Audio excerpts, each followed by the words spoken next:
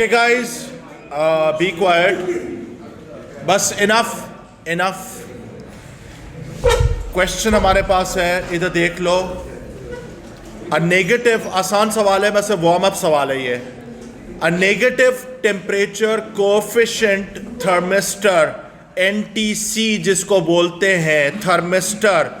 ये वाला थर्मिस्टर एक स्पेशल थर्मिस्टर होता है जिसके अंदर अगर टेम्परेचर बढ़ता है तो इसकी रेसिस्टेंस गिरती है और ठंडक में इसकी रेसिस्टेंस बढ़ती है.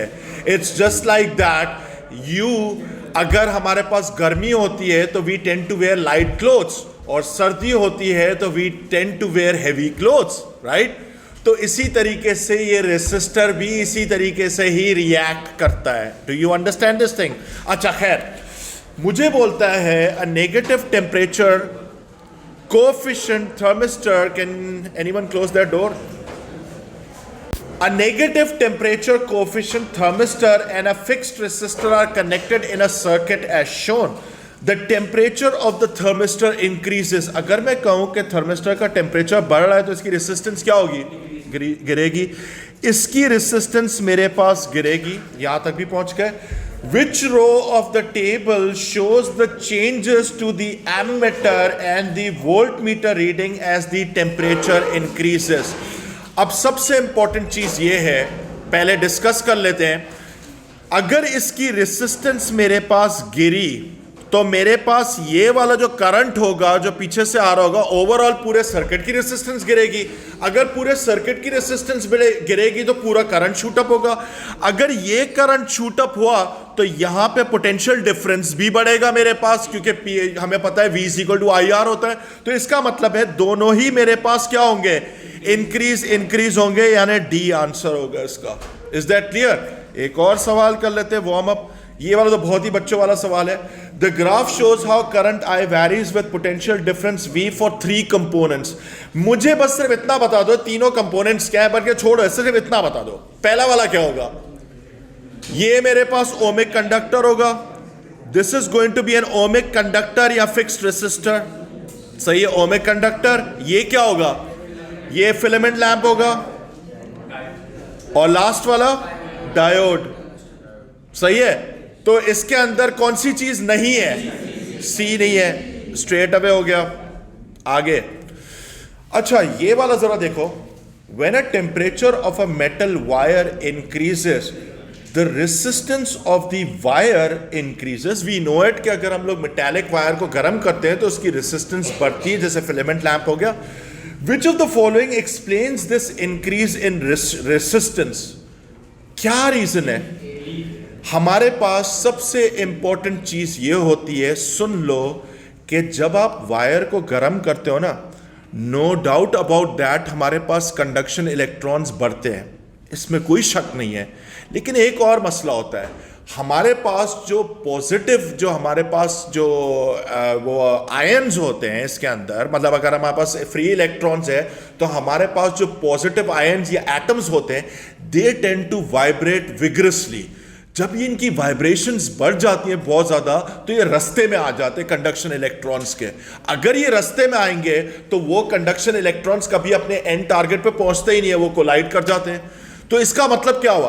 अगर कंडक्शन इलेक्ट्रॉन्स बढ़ते हैं तो हम कहेंगे कि हमारे पास रेसिस्टेंस गिर रही है, नो डाउट अबाउट दैट. लेकिन जो चीज रेसिस्टेंस बढ़ा रही है वो हमारे पास सिंपल सी चीज है, vibration of the lattice structure actually increases and that is going to be B. Remember this thing. आप O लेवल्स में भी ये चीज बहुत डिटेल में पढ़कर आए थे कि हमारे पास मेटल्स की रेसिस्टेंस क्यों राइज होती है. Do you understand this thing? ये भी हो गया. नेक्स्ट क्वेश्चन, ये वाला मुझे आप लोग करके बताओगे, मैं सिर्फ आंसर मार्क करूंगा, मैंने आप लोगों के सामने रखा हुआ है. It has to be A. ठीक है, ये टोटल चार्ज था. Total charge current multiply by हमने टाइम किया, sorry current multiply by time किया, टोटल चार्ज आ गया.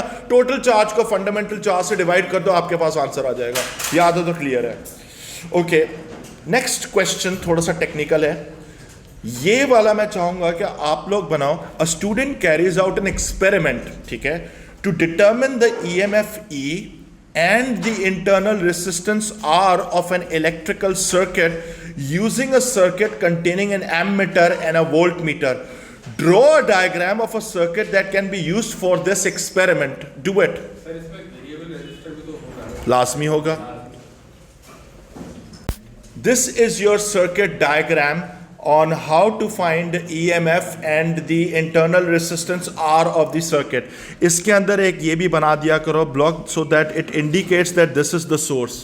ठीक है, यहां तक भी पहुंच गए। लॉस्ट वोल्ट्स इसी में ही आएंगे। अच्छा, अब मेरा आप लोगों से एक सवाल है, बल्कि सवाल नहीं है, क्या हम लोग इसको ऐसे भी लिख सकते हैं? मुझे पता है कि इस पूरे सर्किट के अंदर एक करंट भी घूम रहा होगा, आई घूम रहा होगा।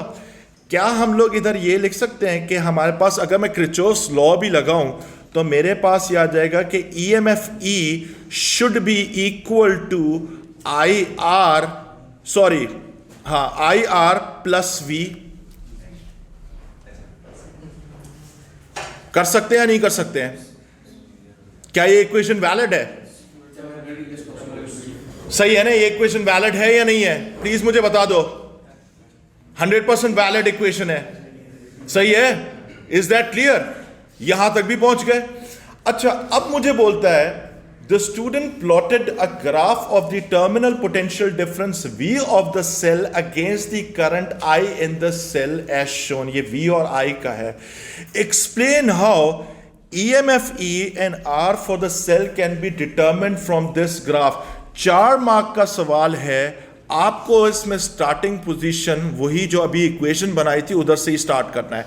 सबसे पहली चीज है, इधर देख लो, EMF E is equal to V plus IR है कि नहीं है?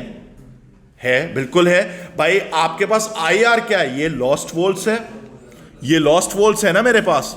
ठीक है, यानी अगर मैं इसको रीअरेंज करूं, क्योंकि मुझे इसको रीअरेंज करना लाजमी होगा, रीअरेंज इन द सेंस कि भाई वर्टिकल एक्सिस पे क्या चल रहा है? V चल रहा है। तो आप इसको यूं कर सकते हो कि V is equal to E minus IR लिख सकते हैं इसको, या मैं इसको घुमाकर इस तरह लिख दूं, V is equal to minus IR plus E लिख सकते हैं इसको, EMF। सही है। अब मेरे पास सिंपल सी चीज है, ये जो होगा this is going to be my Y, और ये चीज क्या होगा? ये मेरे पास X हो जाएगा, ये मेरे पास ग्रेडियंट हो, सॉरी मैंने एक मिनट गलती कर दी, आगे पीछे करना था मुझे, अभी भी एक मिनट, एक स्टेप करना था, एक और स्टेप रह गया था, एक मिनट। ये हो जाएगा V is equal to IRI plus E। अब सही है, ठीक है। अब जरा इधर देखो, इसके अंदर जो है हमारे पास सबसे इंपॉर्टेंट चीज है, this becomes your Y, this becomes your X, and gradient जो आएगा that gradient would be equal to IR, और Y इंटरसेप्ट जो होगा वो डायरेक्ट EMF होगा मेरे पास। Is that clear? ये वर्किंग आपको पहले शो करनी पड़ेगी, और उसके बाद आपको स्टेटमेंट्स लिखने पड़ेंगे। Gradient of the graph is equal to minus R, so negative gradient gives you the internal resistance। सही है? यहां तक भी पहुंच गए, ये भी हो गया। उसके बाद हमारे पास एक इंपॉर्टेंट चीज है जो Y इंटरसेप्ट है। Y इंटरसेप्ट आपको क्या देगा? डायरेक्ट आपको EMF देगा। ठीक है, मैं इधर लिख सकता हूं Y intercept gives you the EMF। आपके पेपर में तो सवाल भरे पड़े हुए ना इस तरीके से कि अगर इस तरीके का ग्राफ आ जाए, इसका आप नेगेटिव ग्रेडियंट ले लो, वो इंटरनल रेजिस्टेंस दे देगा, और आपके पास जो Y इंटरसेप्ट है वो डायरेक्ट आपको EMF दे देगा। Is that clear? ये मैंने आपको पूरा डिटेल में क्वेश्चन के थ्रू थ्योरी कराई है। Do you understand this thing? I would want you guys कि ये वाला जो डायग्राम है, ये डायग्राम के साथ ये इक्वेशन और ये चीज कॉपी कर लो, क्योंकि आपको पता है MCQs हो या आपका थ्योरी का पेपर हो, उसमें भरा पड़ा हुआ है इस तरह का। Okay, so we are done with this part, let's move forward. इसके बाद मेरे पास एक सवाल आया है, आसान सवाल है। A student sets up the circuit shown with a cell of negligible internal resistance. ठीक है, internal resistance गायब हो गई तो आपके लिए आसानी हो जाती है. Calculate the value for the resistance R. EMF of the cell आपके पास given है कितना 1.54 वोल्ट्स है. यार इसकी R की वैल्यू जल्दी से निकाल के दो मुझे, जितना जल्दी हो सके करके दो मुझे. कैसे निकालोगे R की वैल्यू? बहुत ही आसान सा सवाल है, बस मुझे R की वैल्यू दे दो, मैं इसकी वर्किंग नहीं कर रहा हूं.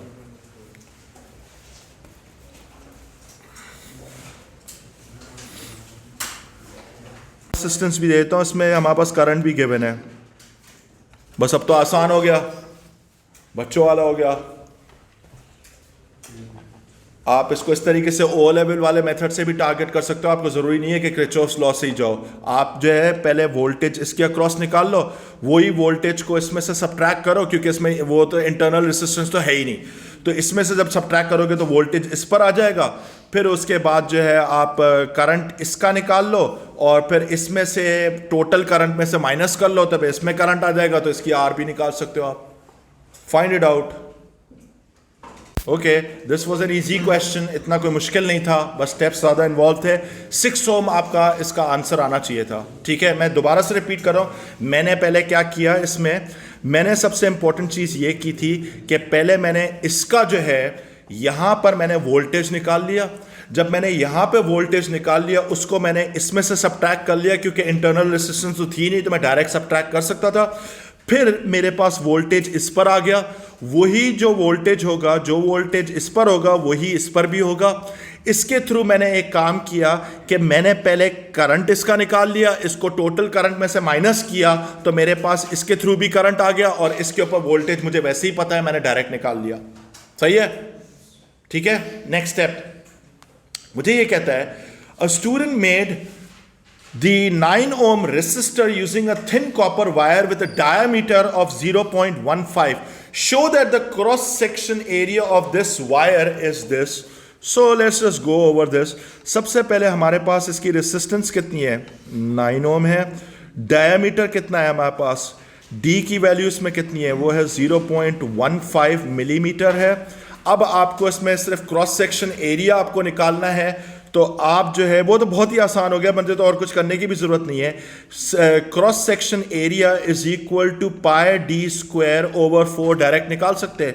सो ये हो जाएगा पाई मल्टीप्लाइड बाय डी कितना है 0.15 इंटू 10⁻³ का होल स्क्वायर डिवाइडेड बाय 4. देखो यही आ रहा है 1.77, यानी राउंड ऑफ कर लो, कितना हो गया 2 इंटू 10⁻⁸. सही है. राउंड ऑफ होने के बाद ये आ गया, इसके बाद सही है, यहां तक भी हम लोग पहुंच गए. अच्छा, अब मुझे बोलता है, अब एक बात याद रखना, आप कैलकुलेटर वर्जन को ही कैरी फॉरवर्ड करोगे, आप इस वैल्यू को कैरी फॉरवर्ड नहीं करोगे, क्योंकि यहां पे अबाउट लिखा हुआ था. सही है. Calculate the length of the copper wire used by the student. अब आप लगा दो formula, resistance is equal to resistivity length over area. So इसका मतलब है रेसिस्टेंस इसकी कितनी थी, 9 ओम. So 9 is equal to 1.68 into 10⁻⁸ multiplied by length divided by cross section area. जो आपने निकाला था वो कितना आ रहा था, नहीं वो उसको 1.77 into, ठीक है, ये इसमें आप डालो, लेंथ निकालो कितनी आ रही है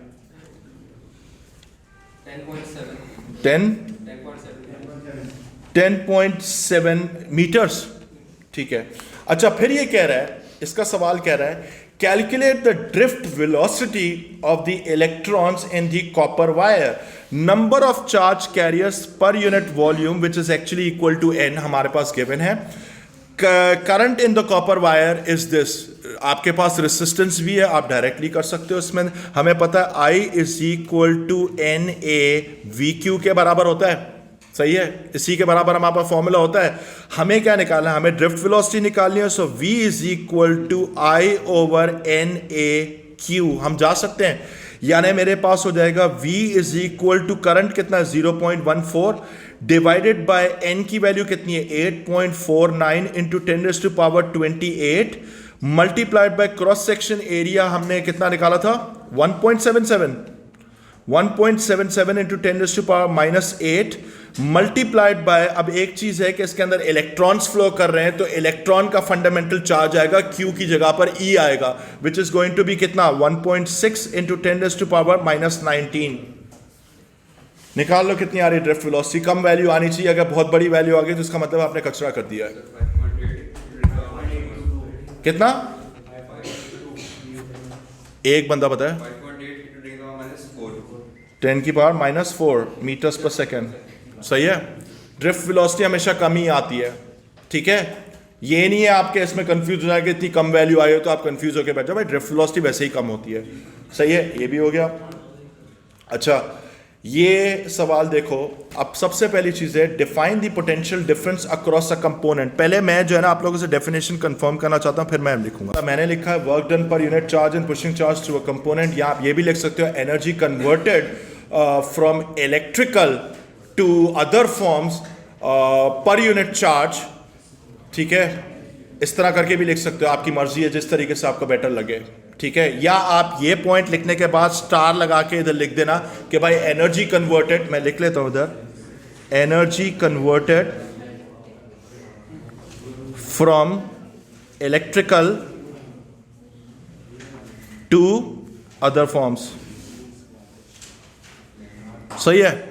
मैंने अपने आप को पूरा सेफ गार्ड किया है कि मैंने कोई चीज भी मिस नहीं की है, कि अगर मेरा एक नंबर भी हो तो वो अहमियत रखता है।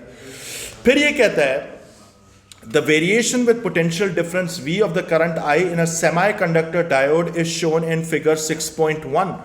ये हमारे पास semiconductor diode का है। use this figure 6.1 to describe qualitatively, quantitatively नहीं, qualitatively, मतलब आपको स्टेटमेंट देके बताना है। The resistance of the diode in the range V is equal to 0 to 0.25। यहां तक इसकी रेसिस्टेंस क्या है? इन्फिनिट। इन्फिनिट इसमें लिख सकते हैं, इन्फिनिटली हाई। सही है, ये लिख दो या इन्फिनिट लिख दो।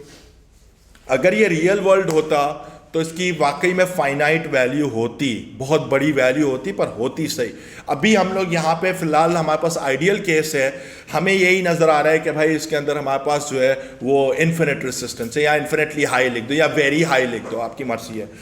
The variation if any in the resistance of the diode as V changes from 0.75 volt to 1 volt, यानी मुझे बोलता है कि 0.75 से 1 वोल्ट तक, अगर मैं इधर तक जाता हूं, यहां से लेकर यहां तक मेरे पास, जरा इधर देखो, दोबारा पढ़ते हैं। The variation if any in the resistance of the diode as V changes from V is equal to 0.75 to V is equal to 1 volt. Is there any change? Straight line है, क्या होगा? तो हमेशा वो ओरिजिन से निकलती है। क्या रिस्पेक्ट टू ओरिजिन निकलती है बेटे? अभी हमारे पास, मेरे प्यारे बच्चे, सबसे इंपॉर्टेंट चीज है, आप एक गलती कर रहे हो इधर। Resistance is merely the ratio. Resistance her point पे निकलती है, सही है। अभी अगर मैं हर पॉइंट पे निकालने की कोशिश करूंगा तो इधर भी मेरे पास रेसिस्टेंस आ रही होगी और इधर भी मेरे पास रेसिस्टेंस, लेकिन सिंस भी मुझे लग रहा है कि अभी भी कर्व जा रहा है इधर। अगर मैं गौर से देखूं तो अभी भी कर्व है।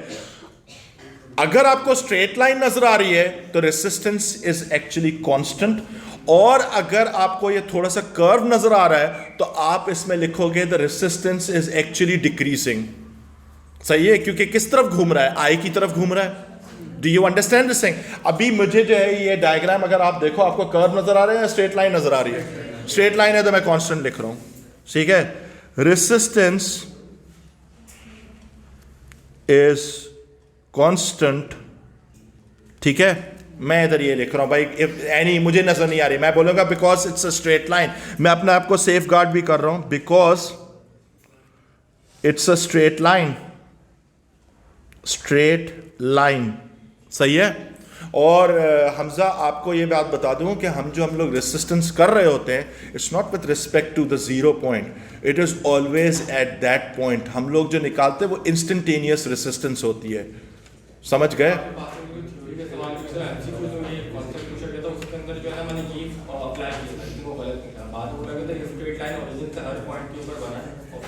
हमेशा रेसिस्टेंस जब भी आप निकालते हो एट अ पॉइंट निकालते हो, इसी वजह से तो हमने लिखा है कि resistance is merely the ratio of voltage to current.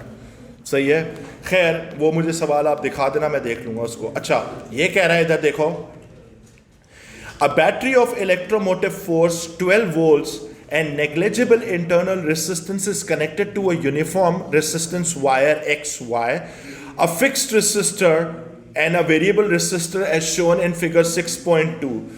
मुझे बोलता है the fixed resistor has a resistance of, बेटे कोई बार बार बातें करे जा रहा है, the fixed resistor has a resistance of 5 ohm, the current in the battery is 2.7 amperes, the current in the fixed resistor is 1.5 amperes, your target is to calculate the current in the resistance wire। आप directly निकाल सकते हो 2.7 minus 1.5, right? तो ये कितना आ रहा है आपके पास, कितना 1.2 एम्पियर। सही है, यहां तक पहुंच गए, क्लियर है। मैंने बस इन दोनों को सब्ट्रैक्ट किया था, या आप क्रिचॉफ्स फर्स्ट लॉ भी लगा के लिख सकते हो। भाई पेपर में एक ही दफा आपको जवाब देना होगा ना, आप लिख दो using Kirchhoff's law, Kirchhoff's KCL at point X, यूं करके कर लो। सही है, एक्स तो नोट है ना मेरे पास, ठीक है। आप लिखोगे तो यार वो स्टाइल जाएगा आपके पेपर के अंदर कि यार इसको सब कुछ आता है। सही है, डायरेक्ट आंसर भी दे सकते हो, इसमें कोई हर्ज नहीं है, 1 मार्क का है, लेकिन अगर लिख दो अच्छा लगेगा। अब ये कह रहा है determine the resistance of the variable resistor, बच्चों वाला सवाल है। अब सिंस हमारे पास इसके अंदर एक चीज नोटिस कर लेते हैं, नेग्लिजिबल इंटरनल रेसिस्टेंस। अगर नेग्लिजिबल इंटरनल रेसिस्टेंस, मेरा काम आसान हो गया। मैं एक काम कर सकता हूं, इधर देखो, सबसे पहली चीज है ये जो करंट होगा, ये करंट इसमें से भी जा रहा होगा 1.5 एम्पेयर का, अग्रीड, इसमें से जा रहा होगा। मैं केवीएल लगा सकता हूं सिर्फ आउटर लूप के अंदर, बट मैं उसको भी सिंप्लीफाई करूं क्योंकि एक सिंगल सोर्स ही है। जो वोल्टेज इस पर आएगा उसको मैं इसमें से माइनस कर दूं, वो वोल्टेज इस पर आ जाएगा। Is that clear? दोबारा बता रहा हूं, मैं एक काम कर रहा हूं, मैं सिर्फ इस लूप को देख रहा हूं। Is that clear? This is my target loop. मैं पहले क्या करूंगा, इसका वोल्टेज निकाल लेता हूं, सही है, और इस वोल्टेज को इसमें से माइनस कर देता हूं, क्योंकि इंटरनल रेजिस्टेंस तो है नहीं, मैं कर सकता हूं ये काम। जब आप ये करोगे तो आपके पास इसके अक्रॉस वोल्टेज आ जाएगा। जब इसके अक्रॉस वोल्टेज आ जाएगा, करंट तो आपको पता है 1.5 एम्पियर जा रहा है, आप डायरेक्टली रेजिस्टेंस निकाल सकते। कितनी आ रही है बाय द वे, मुझे बताओ वोल्टेज कितना आ रहा था, इसमें मैं पूरा ही कंप्लीट कर लूं।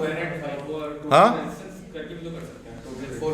वैसे भी कर सकते हो आप, उसके थ्रू भी कर सकते हो, वो पोटेंशियल डिवाइडर वाले फॉर्मूला से भी कर सकते हो, वो भी करके देखें। मैं इसको लिख रहा हूं V एट, क्या है इसका नाम, variable resistor is equal to 12 multiplied by, नहीं ना मेरे पास इस पे वोल्टेज नहीं है, मैं कैसे निकालूंगा, इसमें मेरे पास रेसिस्टेंस ही गिवन नहीं है, तो मैं कैसे निकालूंगा। वो भी कर सकते थे आप, सही है। बल्कि आप जो है ना अभी सिंपल मुझे बता दो इसकी कितनी आ रही है वैल्यू, कितना, 3 ohms, 3.0 ohms, ठीक है, सही है, यहां तक भी पहुंच गए। फिर ये कह रहा है wire XY has a length of 2 meters। Okay, wire XY जो है, वो जो पूरी जो रेसिस्टेंस वायर है उसकी जो लेंथ हमारे पास गिवन है, उसको मैं मार्क कर लेता हूं, यहां से लेकर यहां तक। ये बल्कि गिवन ही है, बल्कि डायग्राम में ही गिवन था, नीचे ही लिखी हुई है, 2 meters है। फिर मुझे कहता है, ये कहता है point Z on the wire is the distance of 1.6 meters from point X। The fixed resistor is connected to a variable resistor at point W। Determine the potential difference between W and Z। अच्छा इधर देख लो, हमें बोलता है कि आपको करना क्या है, एक वोल्ट मीटर इसके बीच में लगाना है और इसका वोल्टेज आपको निकालना है। इसका तरीका भी मैं आपको अच्छे तरीके से बता चुका हूं। आप एक सिंपल सा काम करो मेरे प्यारे बच्चे, बड़ा सिंपल सा काम है। आप सबसे पहला काम ये करो, इसका वोल्टेज निकाल लो, यहां से लेकर यहां तक का। जो इसका वोल्टेज आएगा, फिर आप इधर से लेकर इधर तक का वोल्टेज निकाल लो, वो तो आप डायरेक्ट निकाल सकते हो इधर, और दोनों को सब्ट्रैक्ट कर दो, आपके पास आंसर आ जाएगा। Do you understand this thing? This is how you do it.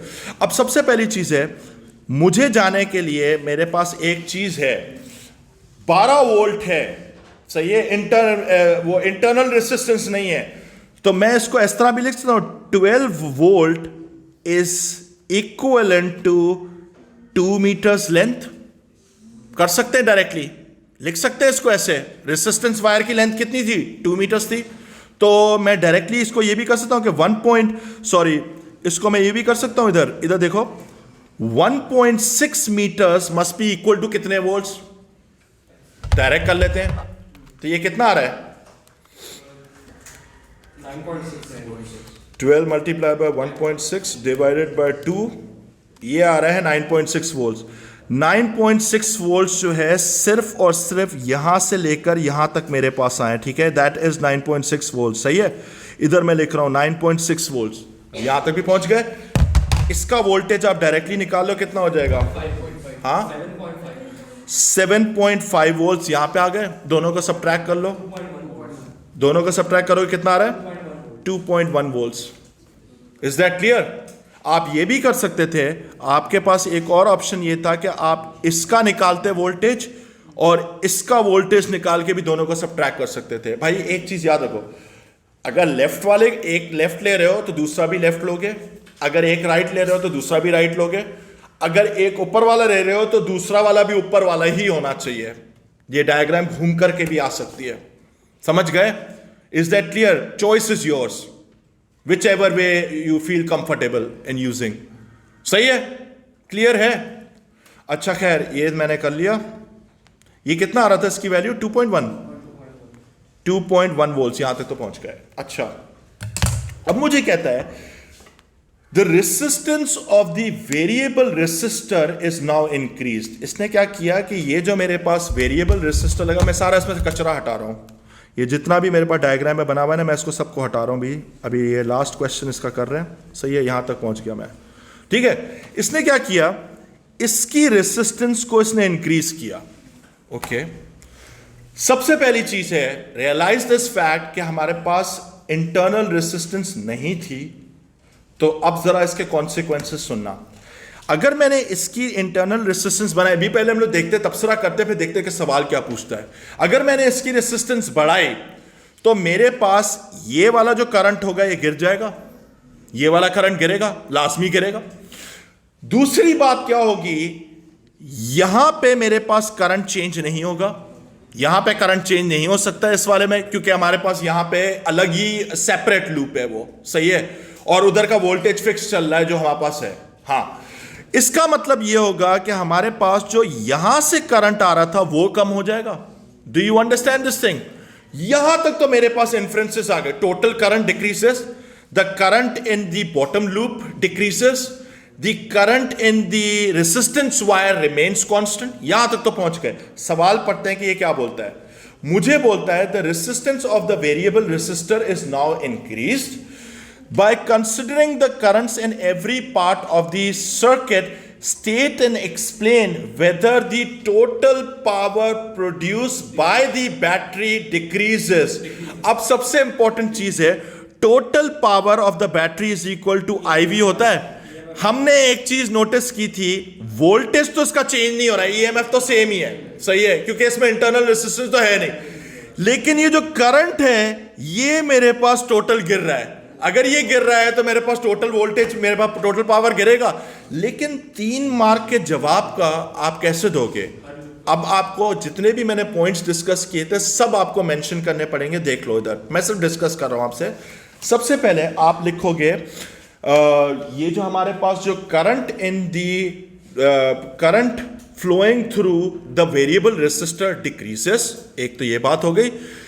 और आप लिखोगे कि हमारे पास current in the resistance wire remains constant, यहां तक भी पहुंच गए। फिर तीसरा पॉइंट लिखोगे कि भाई आपके पास टोटल करंट डिक्रीजेस। फिर जब टोटल करंट डिक्रीजेस आएगा तो आप अपने आंसर को इधर से एक्सप्लेन कर देना, P is equal to IV करके। Please tell me, is this clear?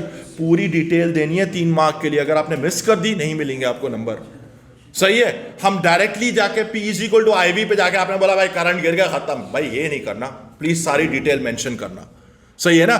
जिधर से इसने बात की थी उधर से ही शुरुआत करोगे कि भाई मेरे पास यहां पे R है, आर को बढ़ाया, यहां पे टोटल करंट हमारे पास, आई मीन सॉरी, इधर से जो करंट आर में से पास हो रहा है वो गिर गया, यहां पे करंट अनचेंज रहा, ओवरऑल टोटल करंट गिर गया क्योंकि टोटल कंबाइंड रेजिस्टेंस बढ़ गई है। और मेरे पास अगर total current supply from the battery अगर डिक्रीज हुआ तो भाई power of the battery is equal to EMF multiplied by the current, the total current. Since total current decreases, पूरी की पूरी पावर कम हो गई। सही है, हो गया। यहां तक तो पहुंच गए। अच्छा, ये भी हो गया, ये भी हो गया, ये पूरा सवाल हमने कर लिया, ठीक है। अच्छा, अब एक छोटी सी चीज़ मुझे करानी है और मैं इसके बाद आगे बढ़ने की कर रहा हूँ, ठीक है। Listen to me very carefully, मैं 1 मिनट मुझे टाइम दे दो।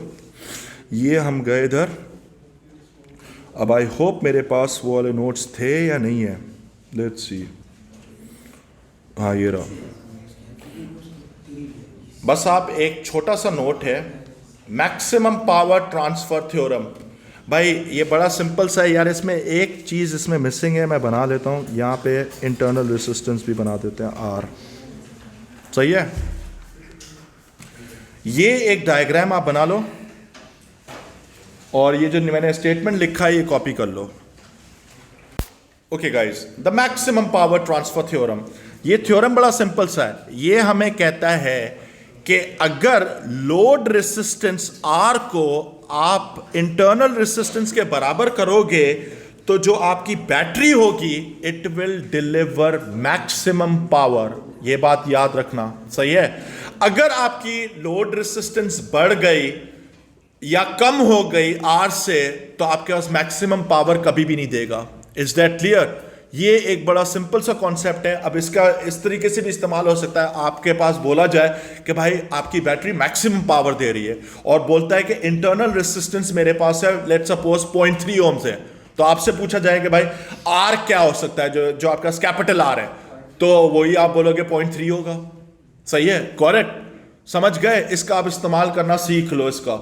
अच्छा, अब इसके बाद जो है ये एक ग्राफ है जो कि इसका ग्राफ शो कर रहा है। You can clearly see that कि हमारे पास जो पावर है maximum power, how is it varying.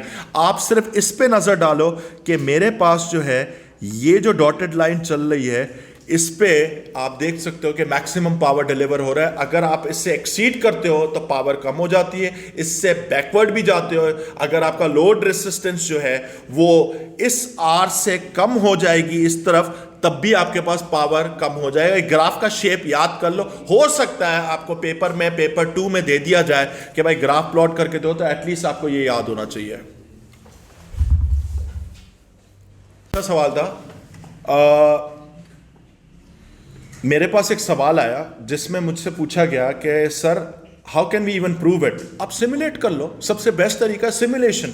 आप ईएमएफ की वैल्यू सपोज करो 12 वोल्ट रख लो, ईएमएफ की वैल्यू है, सही है। इस इंटरनल रेजिस्टेंस की वैल्यू आप 0.3 रख लो, ठीक है। फिर आपके पास चॉइसेस हैं। आप एक काम करो, देखो हम लोग करंट पे अपना बेस करते हैं ना कि भाई जो मेरे पास जो टोटल पावर जो आएगा वो P is equal to EI आएगा, अग्रीड, ऐसे ही आएगा मेरे पास। तो मैं एक काम कर लेता हूं, E तो मेरे पास अनचेंज रहेगा, जो EMF है वो तो अनचेंज है, सही है, लेकिन करंट मेरे पास जरूर वेरी करेगा। आप एक काम करके देख लो, इसकी वैल्यू को पहले 30 ओम रखो, सही है, फिर इसको आप 0.3 रखो ओम्स, सही है, और फिर इसको जो है आप 0.1 ओम रख के भी देख लो। आप तीनों में देखोगे करंट आपके पास डिफरेंट आएगा। सबसे ज्यादा करंट आपके पास तब आएगा जब आपके पास 0.3 ओम्स होगा। यहां पर पता चल जाएगा कि टोटल पावर डिलीवर्ड है। इसको हम लोग कहते हैं simulation technique, much easier to understand rather than के मैं अलजेब्रा के थ्रू समझाऊं इसको। सही है, got it? Okay guys, so this completes the entire chapter of current electricity, और अब इसके बाद हम लोग नए चैप्टर पे जाएंगे। Anyways guys, take care, subscribe the channel and let's reach 1 million subscribers soon.